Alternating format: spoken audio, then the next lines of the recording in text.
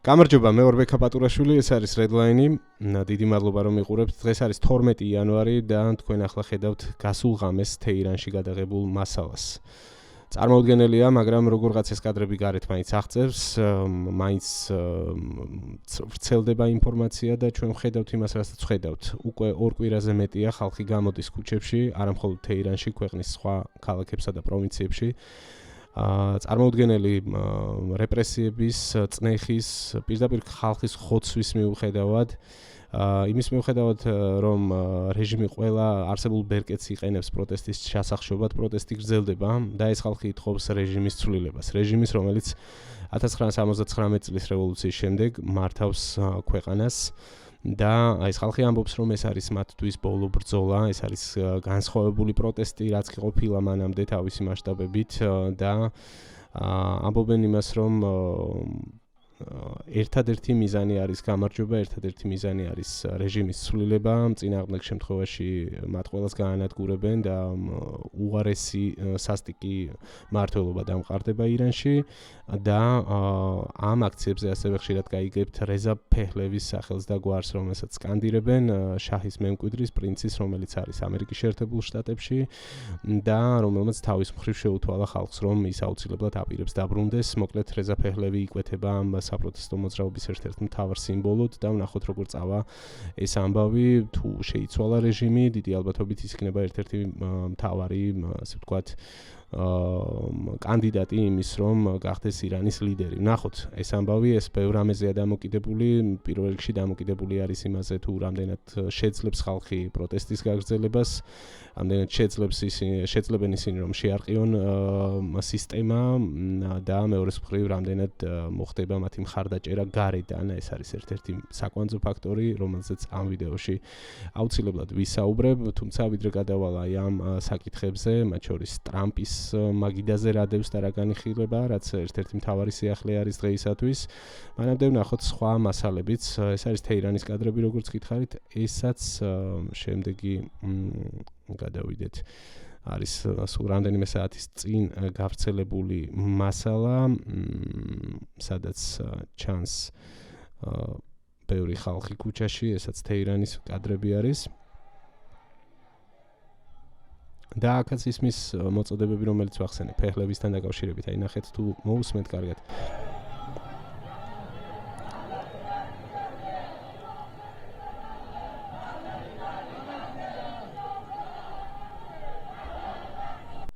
ხო, ანუ მე ენა არ ვიცი ცხადია, მაგრამ მოусმინე სხვადასხვა განხილვებს, ირანელ ჟურნალისტებს უსმენდი, რომლებიც საზღვარგარეთ არიან და იქიდან აკეთებენ სტრიმებს და იქ იყო გაშიფრული ეს ფრაზები და ეს ხალხი სკანდირებს იმას, რომ ფეჰლევი დაბრუნდება, ასევე ამბობენ ფრაზებს, რომელიც ნიშნავს დიდი ხნის სიცოცხლეს შახს და ასე და ასე შემდეგ. ანუ აშკარად აი ეს ტენდენცია არის და ეს არის ფაქტი.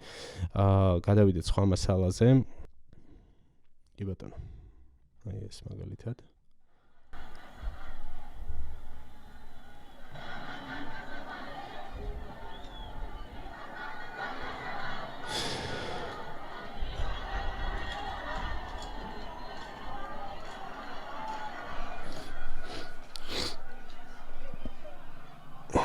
ნუ სამწუხაროდ ყოველთვის ასე მშვიდობიანად არ ვითარდება პროცესი, ძალიან ბევრი მასალა იყო გასული დღეების განმავლობაში, სადაც ჩანს პირდაპირ დამიცნებით როგორ ესვრიან ხალხს. ასევე ვნახე დღეს კადრები, რომელიც გადაღებული, ძალიან მძიმე კადრები, რომელიც გადაღებულია ერთ-ერთ ჰოსპიტალთან, სადაც ეზოში ყავდათ პირდაპირ დასვენებული ცხედრები და ნუ ხალხი ცდილობდა თავისი ახლობლების ამოცნობას გარდაცვლილებს შორის. წარმოუდგენელად მძიმე კადრები იყო, რაც იყო ერთის მხრივ იმის დადასტურება, რომ ძალიან ბევრი არის უკვე მსხვერპლი აი ამ პროცესში. მხოლოდ ერთი საავადმყოფოს ეზოში რომ ამდენი ცხედარი იყო, ადვილად წარმოსადგენია თუ რამხელა მასშტაბი მთელი ქვეყნის მასშტაბით.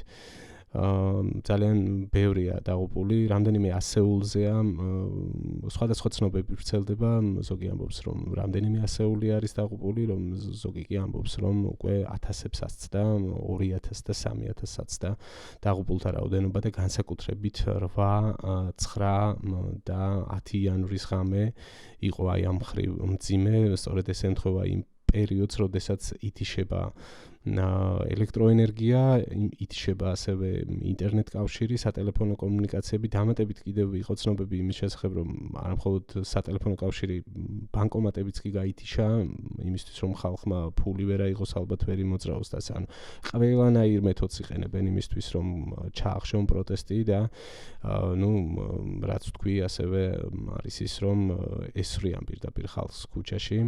აი ეს მასალაც ვნახოთ. აქ რა გვაქვს?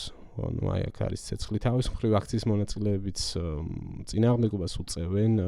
არის მეორე მხარესაც მსხვერპლი, ესეც უნდა აღინიშნოს. და ასევე წავენ შენობებს, ადმინისტრაციულ შენობებს, ასევე იყო საინტერესო დეტალი, რომ რამდენიმე მეჩეთი დაწვეს, მათ შორის თეირანში. და რატომ ხდება ეს? ანუ აი ეს არის მასალა, რომელსაც ახსენებდი დაღუპულებთან დაკავშირებით. YouTube-ის ალგორითმიდან და პრინციპიდან გამომდინარე არ მინდა ამ კადრების სრულად ჩვენება. სენსიტიური მასალა არის, მაგრამ აი ესე გადავატარებ, ასე ვთქვათ, კურსორს და გასაგებია, რაც ხდება საავადმყოფო სეზონში, სადაც ხედრებია დასვენებული, სატვირთოები არის მოყენებული და ხალხი ეძებს თავის ახლობლებს აი ამ დაღუპულებს შორის. წარმოუდგენლად რთული სანახავი კადრებია და ცალსახაა, რომ მსხვერპლი არის დიდი. აი ეს კი არის მასალა, სადაც ჩანს როგორ ესვრიან ხალხს. ნახეთ.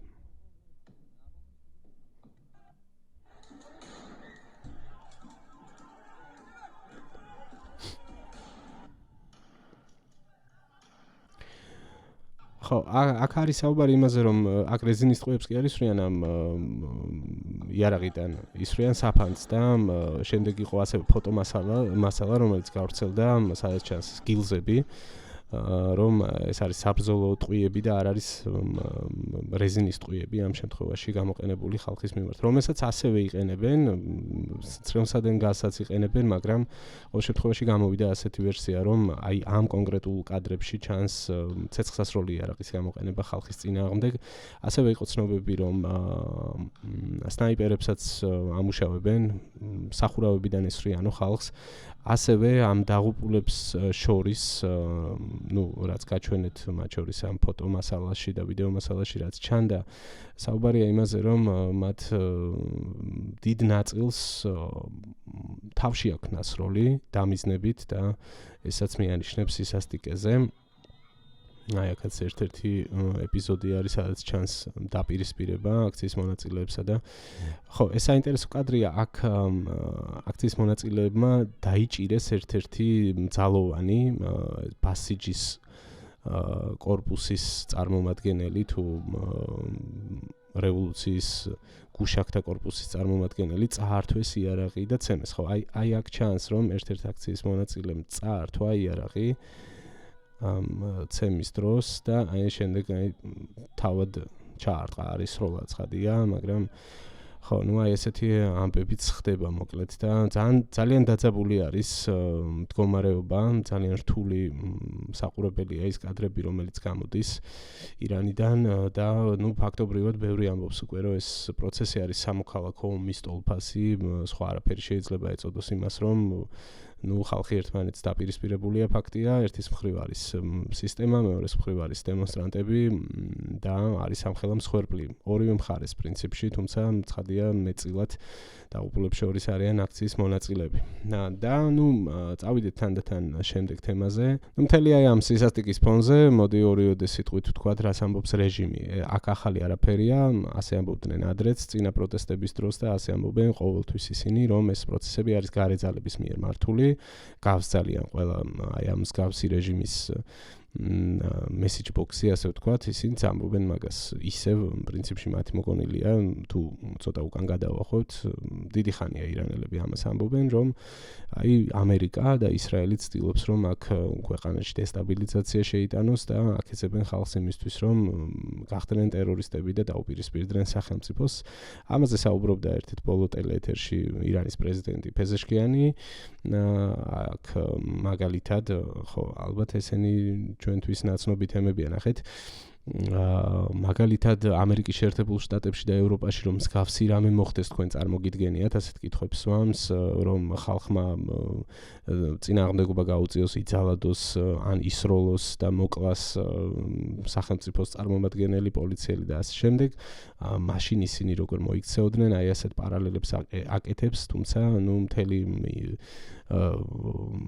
ცინიზმი აქ იმაშია რომ საუბრობთ ირანზე სისტემაზე, რომელიც მთლიანად დგას ხალხის ჩაგვრაზე, რეპრესიებზე და მათი ხმის ჩახშობაზე და უამრავ უფლებების დარღვევაზე მთელი აწლეულების განმავლობაში. ნუ აი ამ ინტერვიუში სწორედ ამაზე აკეთებს აქცენტს პრეზიდენტი ირანის და ნუ მთლიანად გასაგებია, სადაც გადააქვთ ისრები. გარდა ამისა, ირანის ხელისუფლება იმუქრება ისინი ემუქრებიან ამერიკის შეერთებულ შტატებს, ემუქრებიან ისრაელს, რომ იმ შემთხვევაში თუ მოხდება სამხედრო ჩარევა და შეეცდებიან პროტესტის მხარდაჭერას ამ ფორმით, აუცილებლად უპასუხებს ირანი ძალიან სასტიკად, ითქვა, რომ ისინი გაისვრიან 500 ბალისტიკურ რაკეტას და არტყამენ ამერიკის შეერთებული შტატების ბაზებს რეგიონში და ასე შემდეგ. მოკლედ, ხო, ამ თემას დაუბრუნდები აუცილებლად. მანამდე კი მოდი შევეხები მთავარ თემას პრინციპში, რა ხდება იმისთვის, რომ ირანელ ხალხს, რომელიც პროტესტს გამოხატავს, რომელიც ითხოვს რეჟიმის ცვლილებას, დაეხმარონ ქვეყნის გარედან. ამ ხრივ მთავარი ფიგურა არის ტრამპი, არ გაგიკვირდებათ, ცხადია, მთელი ყურადღება ახლა მისკენ არის მიპყრობილი და ძალიან მნიშვნელოვანი იქნება ხვალინდელი დღე. 13 იანვარი და აუცილებლად გეტყვით ამას თუ რატომ. მოკლედ, სულ რამდენიმე საათის წინ CNN-მა გავრცელა ინფორმაცია, ასევე Telegraph-მა გავრცელა ინფორმაცია იმის შესახებ, რომ ტრამპი განიხილავს პოტენციურად სამხედრო გზით ჩარევას ირანის საკითხში. და ეს არის ძალიან დიდი ამბავი. ტრამპის მაგიდაზე, ასე ვთქვათ, უკვე დევს რამდენიმე ვარიანტი და თუ Telegraph-ს დავეყრდნობით თეთრი სახლიდან გავრცელდა ინფორმაცია და მათ წყაროებმა განუცხადეს, რომ ნებისმიერ შემთხვევაში ამერიკის შეერთებული შტატები ჩაერევა პროცესში. ახლა მთავარი ამბავი არის ის, თუ რა ფორმით მოხდება ეს მთავარი ინტრიგა კი მდგომარეობს იმაში მოხდება თუ არა სამხედრო კომპონენტის გამოყენება. სამხედრო კომპონენტს როდესაც ვახსენებთ, აქ უნდა ვთქვათ, რომ არ განიხილება და ეს ითქვა ცალსახად, არ განიხილება იქ სამხედრო კონტინგენტის გაგზავნა, ანუ ჯარისკაცების გაგზავნა ირანის ტერიტორიაზე, ეს გამორიცხული ამბავი არის, განიხილება პრინციპში შეგვიძლია ასე ვთქვათ, უკვე ტრამპის სტილში დარტყმა, წერტილოვანი დარტყმები, ისეთები როგორც ნახეთ მაგალითად თუნდაც გასული წლის ივნისში, ხო, ირანთან მიმართებით, იქ ამ შემთხვევაში სამიზნე იყო, ნუ ბირთვული ობიექტები, Midnight Hammer-ი, იცით ეს ოპერაცია, რომელიც ჩატარდა და რომელიც იყო ძალიან მასშტაბური, ამას კოორდინაციაში იყო ამერიკის შეერთებული შტატები ისრაელთან, ცხადია, ერთობლივად დაიბომბა როგორც ეს უშუალოდ ბირთვული ობიექტები, მანამდე დაიბომბა ძალიან ბევრი სამხედრო ობიექტი ირანის ტერიტორიაზე. დღეების 12 დღის განმავლობაში საჰაერო სივრცე სრულად ათვისებული ჰქონდათ მათ და დაანავარდებდნენ თავისუფლად, რასაც უნდათ იმას ბომბავდნენ, გაანადგურეს სამწერტილოვანი დარტყმების შედეგად.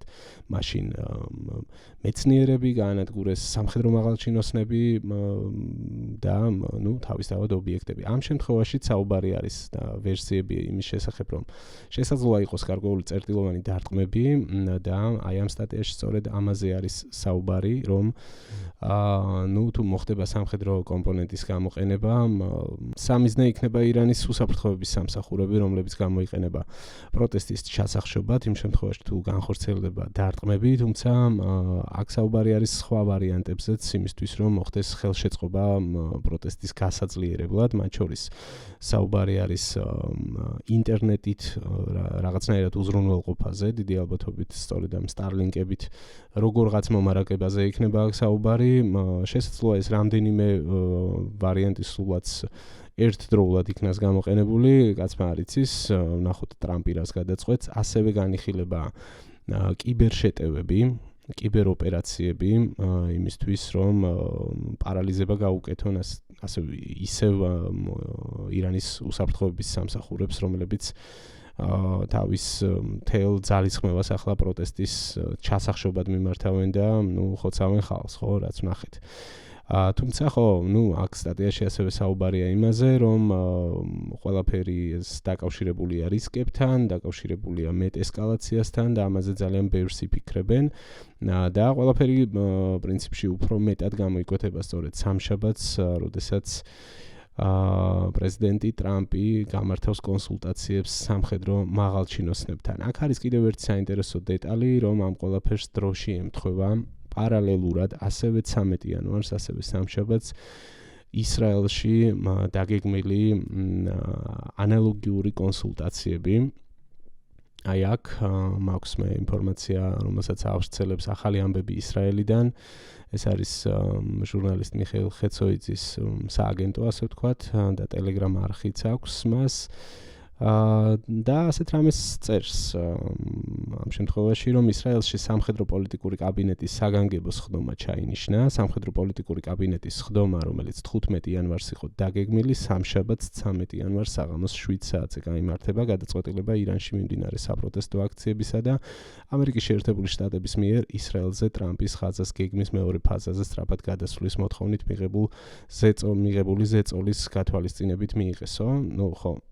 აბსოლუტურად გასაგები არის, რომ ტრამპი და ნეთანიაჰუ ამ შემთხვევაში იქნებიან კოორდინაციაში, ასევე ვიცით ჩვენ, რომ სატელეფონო საუბრები შედგა მარკო რუბიოსა და ისრაელის წარმომადგენლებს შორის, არ მახსოვს უსტად ვის ესაუბრა და ასევე იყო ცნობები იმის შესახებ, რომ ისრაელის საჰაერო ძალები არის მობილიზებული სრულად გაზრდილი რისკების და საფრთხეების გათვალისწინებით, მოკლედ რაღაცა დიდი აშკარად მწიფდება და ახლა მთავარი ნიშანი ალბათ იქნება ის თუ ვნახავთ მაგალითად ამერიკული ავიამზიდების გადაადგილებას ირანის სიახლოვეს, ეს იქნება ერთ-ერთი მთავარი ნიშანი, ცხადია ამ ტიპის ოპერაციებს სჭირდება შესაბამისი უზრუნველყოფა, შესაბამისი ზურგი, მით უმეტეს იმ ფონზე, რომ ისრაელის და შტატების მიმართ იმუქრება ირანი თავის მხრივ და ამბობს, რომ 500 ბალისტიკურ რაკეტას ერთდროულად გაუშვებს, რაც პრინციპში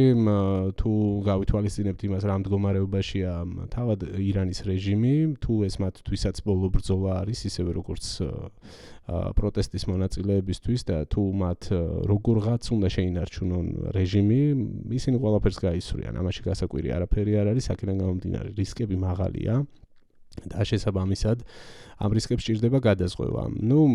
ვენესუელის შემთხვევაში მაგალითად როგორც ვნახეთ, ტრამპმა გააკეთა ის, რომ ყველაფერი წინასწარ იყო განსაზღვრული, ყველაფერი იყო გადაზღვეული და ზოგადად ტრამპის ფიგურა, მისი პოლიტიკა, მისი ხასიათი აჩვენებს იმას, რომ მას წაგებულ თამაში შესვლა არ სურს და არ შევა და თუ ის ამ ნაბიჯს გადადგამს, ეს უნდა იყოს ყველა ვარიანტში გადაზღვეული, რომ იქნება გამარჯვების მომტანი, პოლიტიკური გამარჯვების მომტანი მისთვის.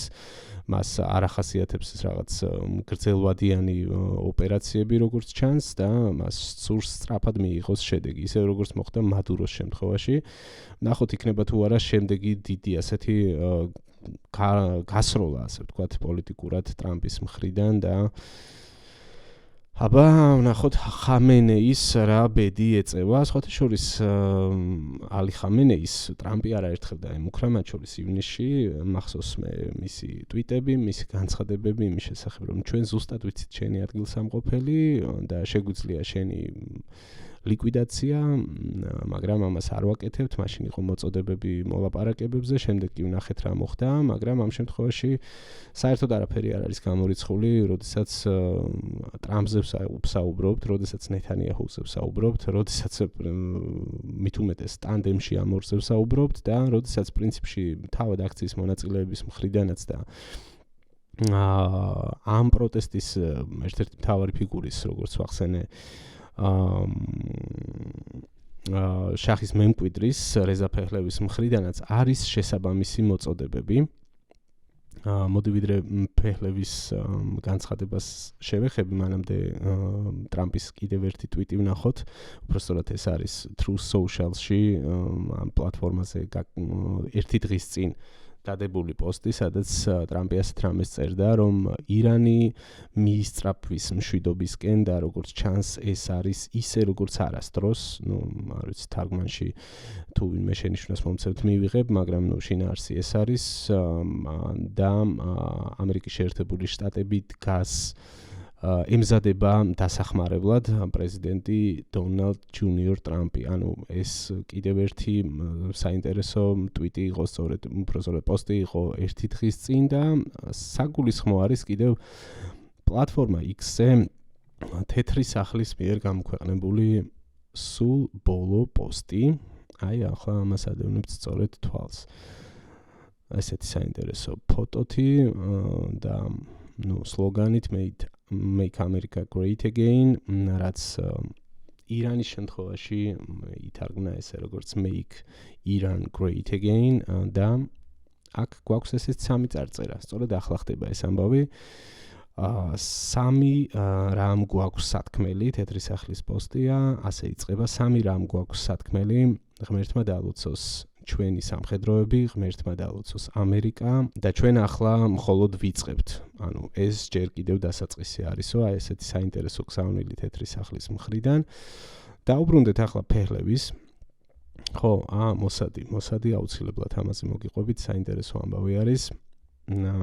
რაც შეეხება რეზა ფეჰლევის. ეს კაცი ყოველდღიურად აკეთებს მიმართვებს. აძლევს ინსტრუქციებს ერთის მხრივ აქციის მონაწილეებს, მათ შორის მან 2 დღის წინ თქვა, რომ შაბათი კვირა მნიშვნელოვანი იქნებოდა, მოუწოდა გაფიცვებისკენ. დღეს ჰქონდა ერთ-ერთი ვიდეო მიმართვა, სადაც ის ამბობდა, რომ აუცილებელია ხალხმა უფრო მეტად იფიქროს უსაფრთხოებაზე, მოუწოდებდა, რომ დიდ ჯგუფებად გადაადგილდნენ, რომ არ შევიდნენ ჩიხებში, რომ იქიდან არ მოხდეს დამიზნებით სროლა და ასე და ასე შემდეგ და ასევე საუბრობდა ის საგარეო მხარდაჭერაზე და ახლა ვიპოვი მე აი აქ არის კი ბატონო.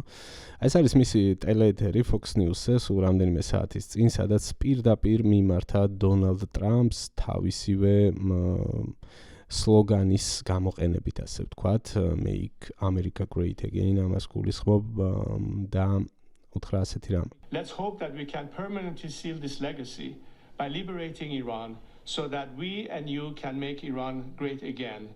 Let's partner on this and have a better future for our countries and for our people. This is an opportunity that has presented itself. I'm prepared to return to Iran at the first possible opportunity.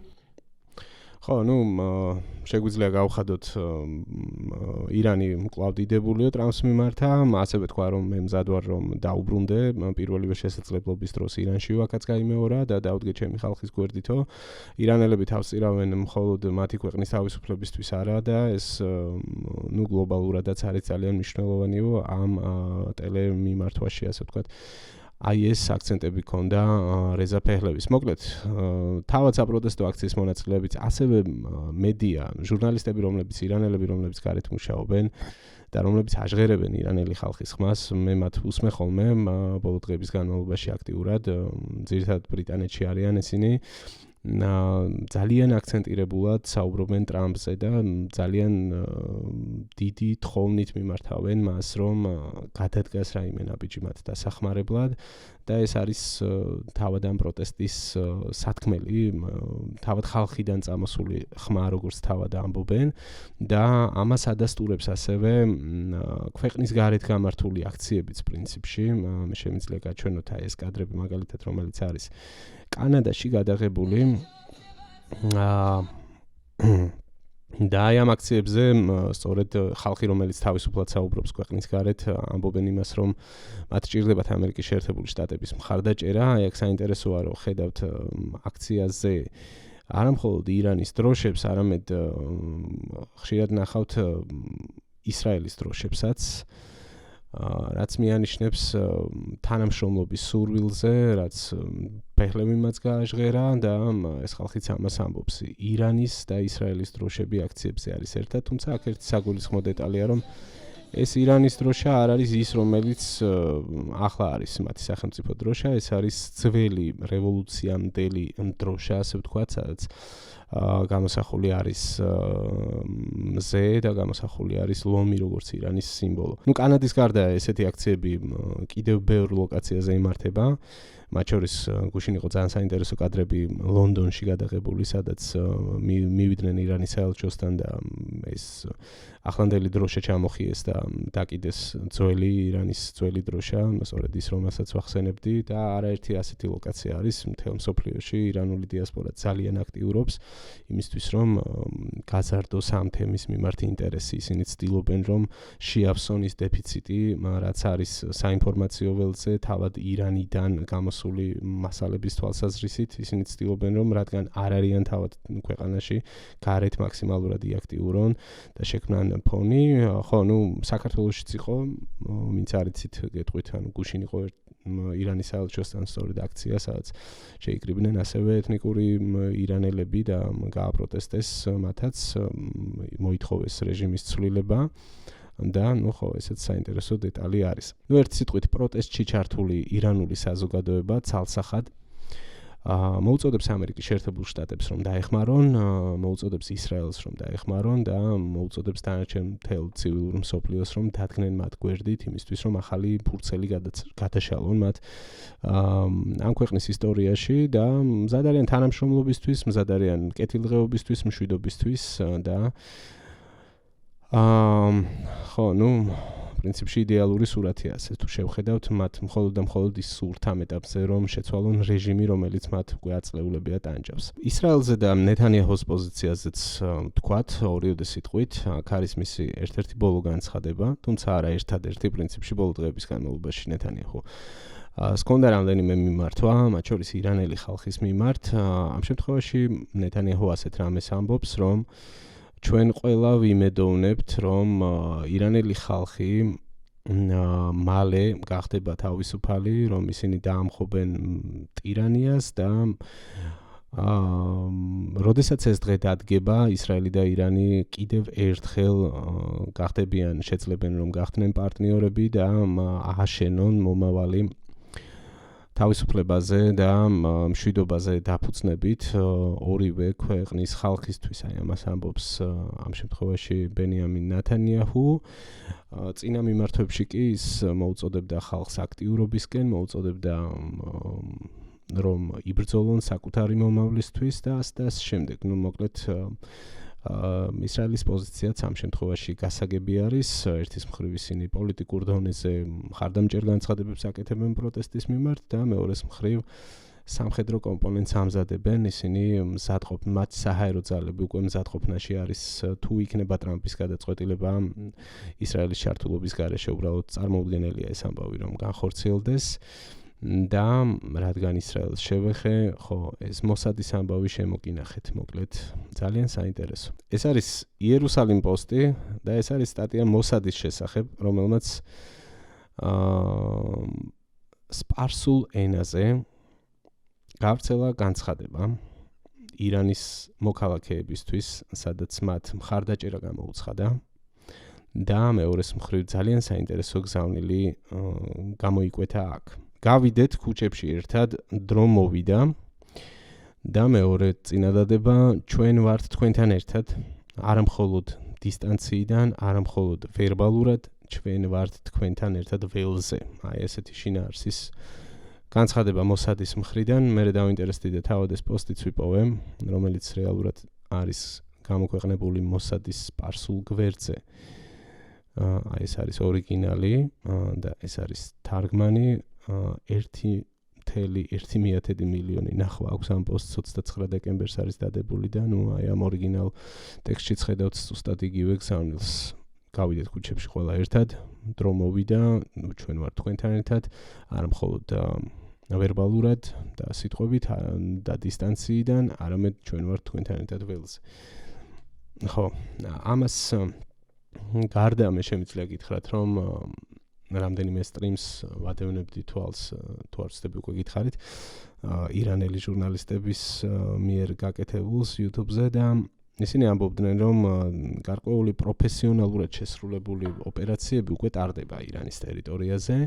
მათ შორის ცოტა ხნის წინ გავრცელდა ცნობები იმის შესახებ, რომ რევოლუციის გუშაკთა კორპუსის ერთ-ერთი პოლკოვნიკი მოკლეს და სხვა სამხედრო მაღალჩინოსნების ლიკვიდაციაზე და სპეცსამსახურების თანამშრომლების ლიკვიდაციაზეც არის საუბარი და იყო სწორედ ამ ირანელი ჟურნალისტების მხრიდან, ეს არის ჩემი ვერსია, მინიშნება, რომ მოსადის ხელი დიდი ალბათობით ამ ყველაფერში ურევია, რაც ნამდვილად არ არის გასაკვირი დამეთანხმებით. გარდა ესეთი წერტილოვანი სპეცოპერაციების ჩატარებისაც ხადია ამ პოსტს და ამ გზავნილს აქვს ძალიან დიდი ფსიქოლოგიური გავლენა და ერთ-ერთი გათვლა სწორედ ეს იქნება, ცხადია. როდესაც ისრაელის სპეცსამსახური მოსადი გეუბნება, რომ შენ გვერდით ვარ და შენთან ერთად ვარ, შენ გარშემო ვარ და შენთან ერთად ვიბრძვი, ბევრისთვის ეს შეიძლება რომ გახდეს გარკვეულწილად დამბუსტავი ესეთი წამახალისებელი ფაქტორი და ამაში გასაკვირი არაფერი არ არის.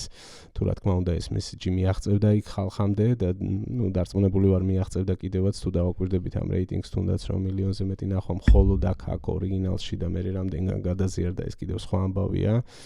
და სხვა მეთოდებითაც როგორ მე გაავრცელებდა მოსადი ხმებს აქციის მონაწილეებს შორის სხვადასხვა ქალაქებში მთელი ირანის მასშტაბით.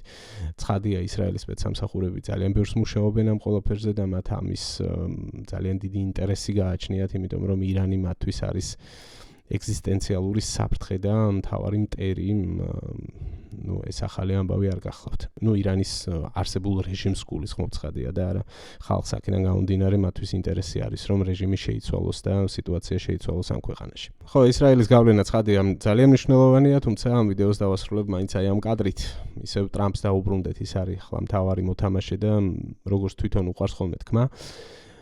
კარტები მის ხელშია და ვნახოთ რამდენად სწრაფად და რა ფორმით იმოქმედებს ამერიკის შეერთებული შტატების პრეზიდენტი ირანთან და იქ არსებულ პროტესტთან მიმართებით. ერთი რამ ცხადია, რომ სიტუაცია ძალიან სასტიკია, მოვლენები ძალიან სასტიკად ვითარდება და თუ რაიმე სახის მხარდაჭერა უნდა იყოს და იქნება გარედან, ლოგიკურია რომ ეს უნდა მოხდეს ალბათ სწრაფად, იმიტომ რომ აი ამ პირობებში, როდესაც ხედავთ რომ ყველანაირად ავიწროვებენ პროტესტს, ყველანაირად ცდილობენ ხალხის დაშინებას, ფიზიკურად ანადგურებენ მათ, ჩაახშეს ყველანაირი სისტემა, რაც ინფორმაციის გავრცელებას უწყობს ხელს, გათიშეს ელექტროენერგია და ტელეფონებითაც კი ვერ უკავშირდებიან ადამიანები ერთმანეთს იმისთვის, რომ უბრალოდ გაიგონ მათი ახლობლები ცოცხლები არიან თუ არა, აი ამ პირობებში თუ ეს წნეხი გაგრძელდა და მხოლოდ გაძლიერდება ცხადია, არ შესუსტდება რეჟიმი, რომელიც კუთხეშია მიმწყდეული ამ შემთხვევაში და უპრეცედენტო პროტესტია მთელი ქვეყნის მასშტაბით და ეს კიდევ ცალკე ამბავია მხოლოდ თეირანში არ არის და ერთ ქუჩაზე და ერთ სკვერში მაგალითად, ხო? ესე რომ შევხედოთ ქვეყნის მასშტაბით არის გაშლილი ეს პროცესი და მისი მართვა, როდესაც ესე ორ კვირაზე მეტია გრძელდება სხვადასხვა ლოკაციებზე, არის წინააღმდეგობა, ხალხი არის უკვე მსხვერპლის ფონზე მით უმეტეს თავადაც აღშფოთებული, გაბრაზებული, აგრესიული, ეს ყველაფერი ძალიან რთულია, თანდათან უფრო თუ არ გაიზარდა წნეხი, მათაც გაუჭირდებათ სიტუაციის მართვა, ამიტომ ხო, ამიტომ ვამბობ, რომ აშკარად არის რაღაც კულმინაციური ეტაპი, ან ბოლომდე ჩაახშობენ და ჩაკლავენ პროტესტს, თუ არ იქნება მხარდაჭერა და დახმარება გარედან, დარტყმები ირანის რეჟიმზე, ან გადატყდება ამ შემთხვევაში რეჟიმი. ხო, როგორც ხედავთ, ძალიან საინტერესო დროს ვცხოვრობთ, ბევრი რამე იცვლება, ან შეიძლება შეიცვალოს ჩვენს თვალწინ. და ვიდრე დაგემშვიდობებით, ერთი დეტალი უნდა აღვნიშნოთ აუცილებლად, გარდა იმისა, რომ ეს ყველაფერი ჩვენთან ძალიან ახლოს ხდება, გარდა იმისა, რომ ირანი არის პროქსი ძალების ღერძი და სპონსორი, ჰეზბოლა, ჰამასი, ჰუსიტები და ასე შემდეგ და ბევრი უბედურების სათავე მთლიანად რეგიონში და დესტაბილიზაციის სპონსორი და სათავე. ირანი რუსეთისთვის არის ერთ-ერთი მთავარი საკვანძო პარტნიორი და იმ შემთხვევაში თუ ირანის რეჟიმი დაემხობა, ეს იქნება სტრატეგიული დარტყმა რუსეთისთვის. ეს ძალიან მნიშვნელოვანი ამბავია და ეს უნდა გვახსოვდეს აუცილებლად, როდესაც ჩვენი ქვეყნის ინტერესებზე ვფიქრობთ პირველ რიგში, როდესაც ვფიქრობთ უკრაინაში მიმდინარე პროცესზე და ჩვენ თავსატკივარზე, ჩვენს თავსატეხზე. ამიტომ ცხადია ძალიან საინტერესოა რა მოხდება, ძალიან მნიშვნელოვანია რომ ამ პროცესს თვალი მივადევნოთ და მივადევნებ კიდევაც აუცილებლად. ამ ეტაპზე ამით დაგემშვიდობებით, დიდი მადლობა რომ მიყურეთ. თუ საინტერესო იყო თქვენთვის ეს ვიდეო, დაალაიქეთ. ცხადია ველოდები კომენტარებში გამოხმაურებებს. გამოხატეთ თქვენი მოსაზრებები, როგორ წავა პროცესი, რა პროგნოზები გაქვთ, რას ფიქრობთ ზოგადად, ვის რა შანსები აქვს და ასე შემდეგ. და თუ უფრო მეტი მხარდაჭერა გინდათ ჩემთვის და ჩემი არხისთვის, გამოიწერეთ, დამეხმარეთ აუდიტორიის ზრდაში თუ არ გაქვთ არხი გამოწერილი და შეგიძლიათ გახდეთ ჩემი სპონსორები. ვიდეოს აღწერაში დაგვხვდებათ რეკვიზიტები, დაგვხვდებათ ანგარიშის ნომერიც, დაგვხვდებათ PayPal-ის ლინკიც და Patreon-ი, რომელიც ცოტა ხნის წინ გავააქტიურე და Patreon-ის მეშვეობით შეგიძლიათ გახდეთ ჩემი სპონსორები, გადადით ლინკზე და მარტივად გაერკვევით მოკლედ იქ. დაგემშვიდობებით, ნახვამდის დროებით მომდევნო ეპიზოდამდე.